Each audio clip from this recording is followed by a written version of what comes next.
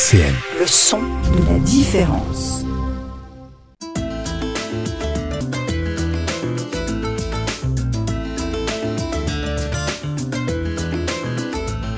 Les masques tombent sur RCN. Bonjour à toutes, bonjour à tous, bienvenue sur RCN dans Les Masques Tombent, une émission qui donne la parole aux acteurs du monde associatif et culturel de Nancy et du Grand Nancy. Aujourd'hui avec nous à la technique Joris, salut Joris. Et notre invité c'est Zachary Alonso. Bonjour Zachary. Bonjour.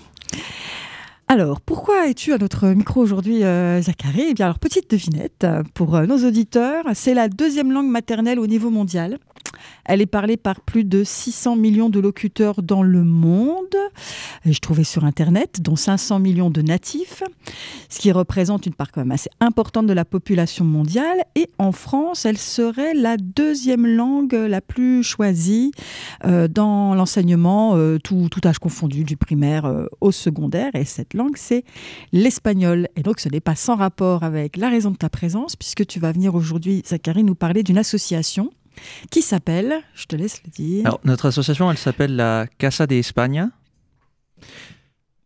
Voilà, on est une association culturelle hispanique sur Nancy.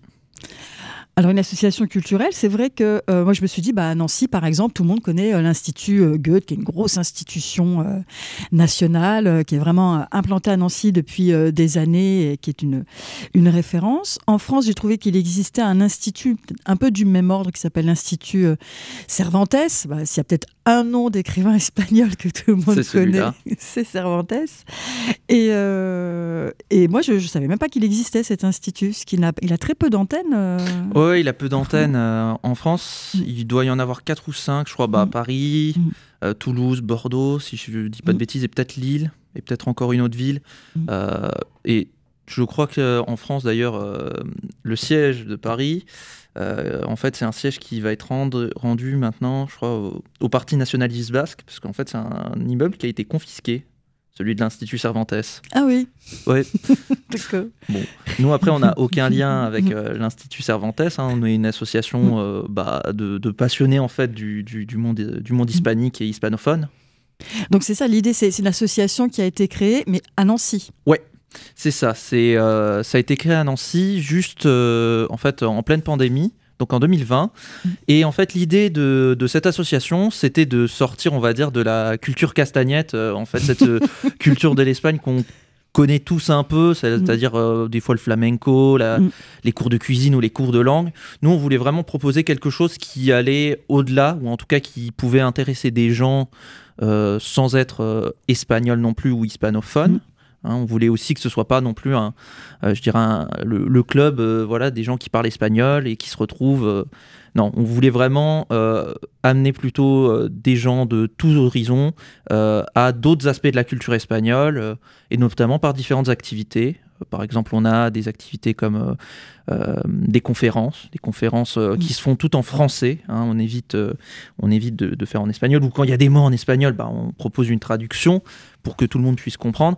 On a aussi des ciné-débats, des clubs lecture, où on propose le livre en français, mais des fois il y a des gens aussi qui le lisent en espagnol.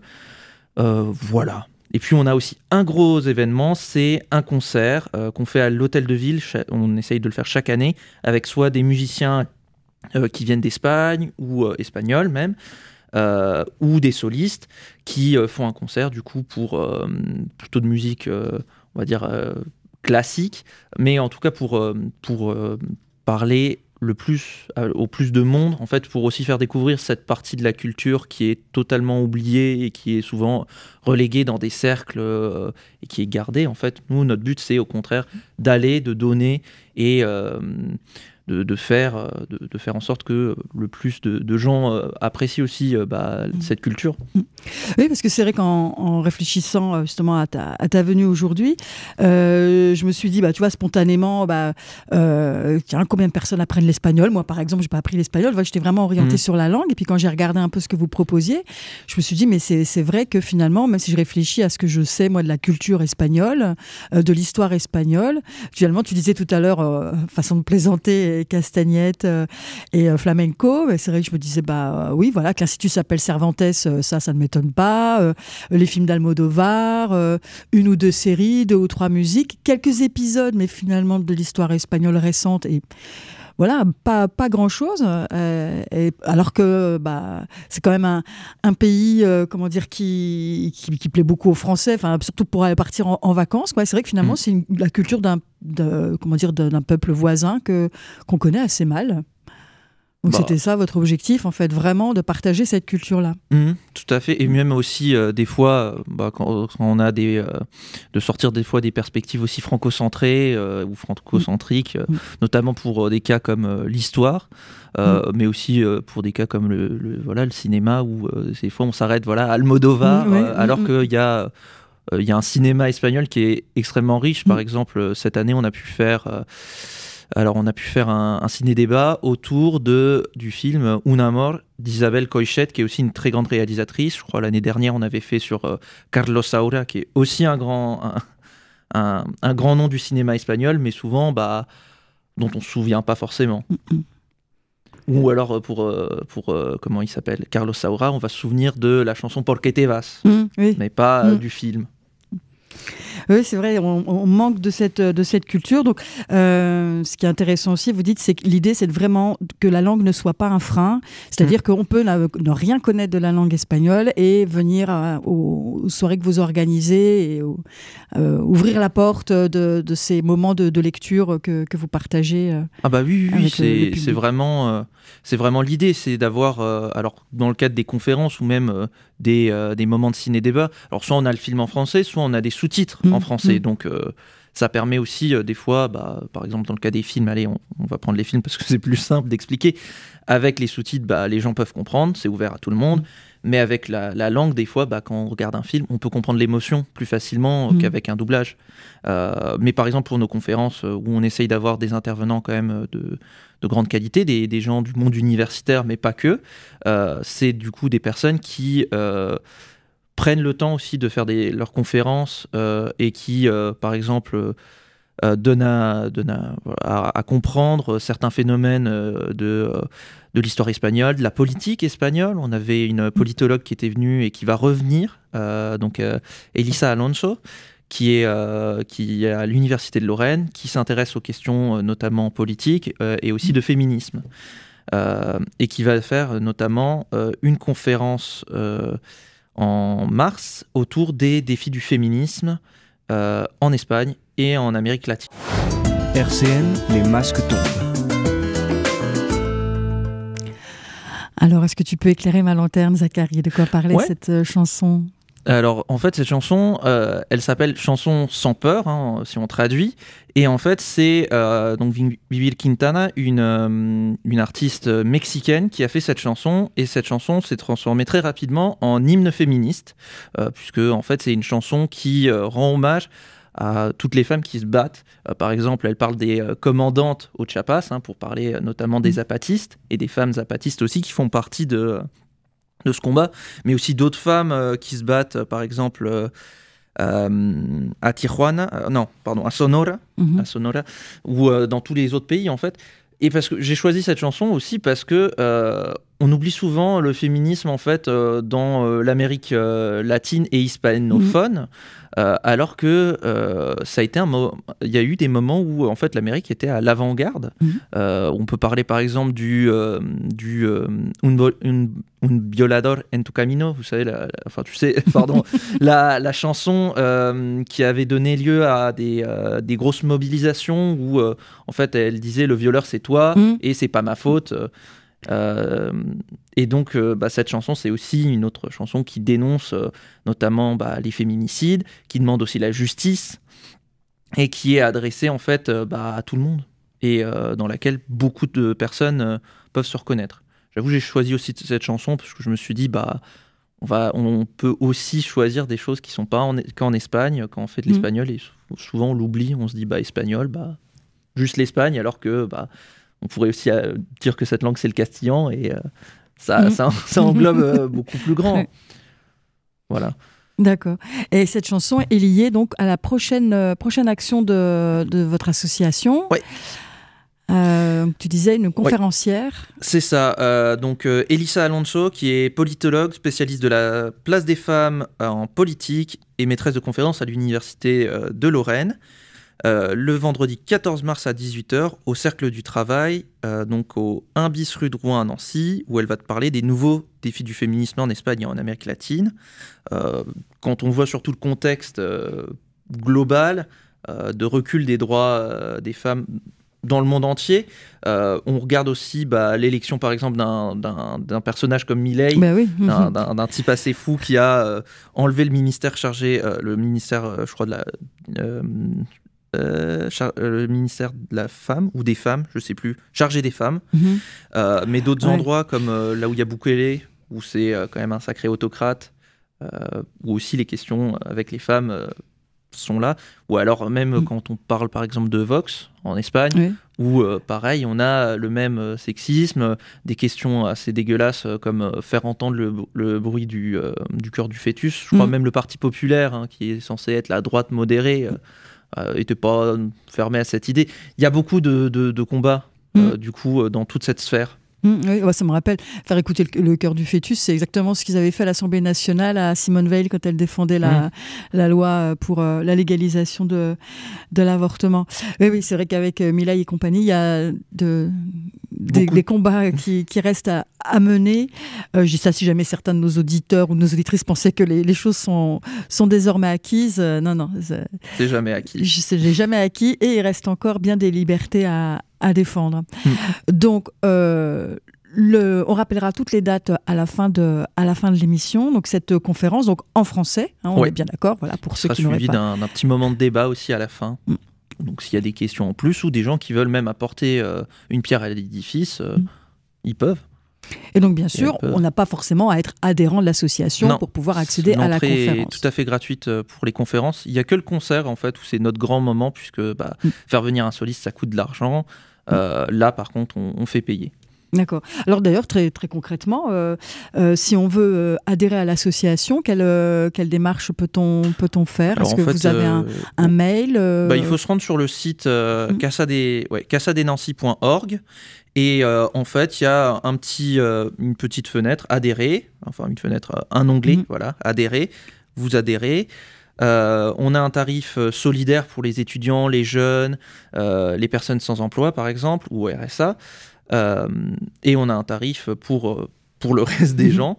Et en fait, vous faites un virement, vous remplissez le formulaire, et puis après, nous, on vous ajoute à notre boucle de mail. Mais vous pouvez aussi nous suivre sur les réseaux sociaux si vous ne voulez pas forcément adhérer parce que vous n'avez pas les moyens ou machin.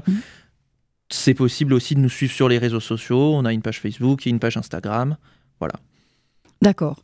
Donc, avec la mention, la page Facebook, c'est Casa de España ou Casa de Nancy? Je pense que ça doit être Casa de Nancy. Après, si vous tapez Casa de España Nancy, vous trouverez aussi. Il n'y en a pas 10 000 de toute façon. D'accord. Oui, sur Nancy, est-ce que vous êtes la seule association avec ces objectifs? Alors, il me semble qu'on doit être maintenant la dernière. Je crois qu'il y en a existé d'autres. Notamment, il y en a une qui a existé entre 1976 et 1999. Je fais un peu cette découverte au hasard qui s'appelait l'Association culturelle hispanique et qui, elle, par contre, proposait des cours de langue, qui proposait des spectacles et qui, apparemment, avait quand même beaucoup de choses puisqu'elle avait elle-même un local. Elle a même fait je crois, elle a même fait un moment une demande pour avoir un autre local. C'était pas une petite association et ils avaient un sacré nombre d'élèves et puis ils avaient des liens même avec, je dis pas de bêtises, peut-être l'ambassade espagnole.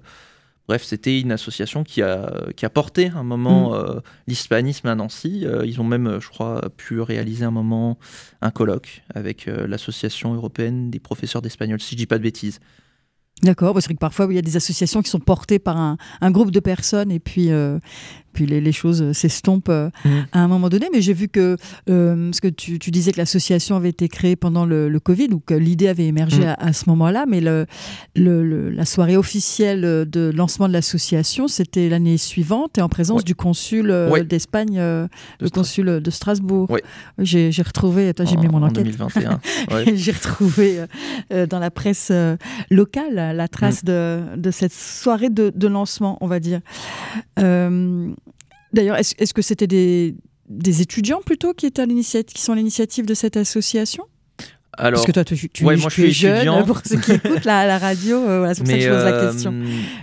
L'initiative, ça vient plutôt d'universitaires que d'étudiants, en fait. La présidente elle-même, elle est prof à l'université. Notre secrétaire, il est aussi maître de conférence. Bon, moi, je suis l'étudiant, mais je suis un peu le petit nouveau de l'association. Mais l'idée, c'était, voilà, même les gens qui font partie, on va dire, de notre cercle, c'est des enseignants, des chercheurs, plutôt, même si on essaye aussi de faire un peu notre pub au niveau de l'université.